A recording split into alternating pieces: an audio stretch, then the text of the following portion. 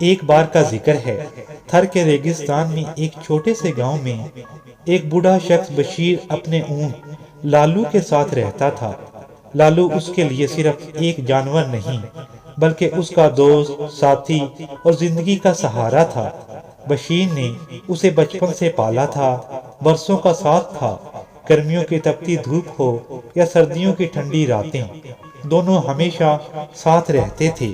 بشیر کے پاس کچھ زیادہ دولت نہیں تھی، وہ لالو پر سوار ہو کر گاؤں گاؤں سبزیاں اور دودھ بیچتا تھا۔ گاؤں کے بچے لالو سے محبت کرتے تھے، لالو بھی ان سے محبت کرتا اور ان کے ساتھ کھیلا کرتا تھا۔ وہ انہیں اپنی ناک سے دھکا دیتا اور بچے خوش ہوتے رہتے۔ ایک دن بشیر بہت بیمار ہو گیا، وہ بخار میں تپتا چارپائی پر بے ہوش پڑا رہا۔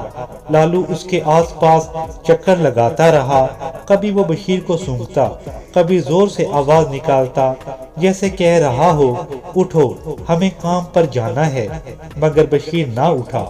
پڑوسیوں نے اسے ہسپتال لے جانے کی کوشش کی لیکن کوئی سواری نہ مل سکی۔ جب کچھ نہ ہوا تو لالو چارپائی کے پاس بیٹھ گیا اور کھانا پینا چھوڑ دیا اور بشیر کو بیٹھا تکتا رہتا۔ 3 دن ایسے ہی گزر گئے۔ چوتھے دن بشیر کا انتقال ہو گیا۔ جب اسے دفنانے کے لیے لے جایا جا رہا تھا تو لالو بھی سر جھکائے پیچھے پیچھے چل رہا تھا۔ جنازے کے بعد جب بشیر کو قبر میں دفن کر دیا گیا تو لالو قبر کے پاس بیٹھ گیا۔ لوگ اس کے لیے کھانے کو لاتے، پانی پاس رکھتے، لیکن وہ نہ کچھ کھاتا نہ پیتا، بس تھوتنی قبر پر رکھ کر سسکتا رہتا۔ کئی دن گزر گئے، آخر لالو نے وہیں اسی غم میں اپنی جان بھی دے دی۔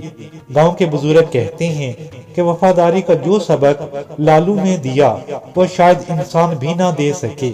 یہ اونٹ نہیں، بشیر کا سایہ تھا۔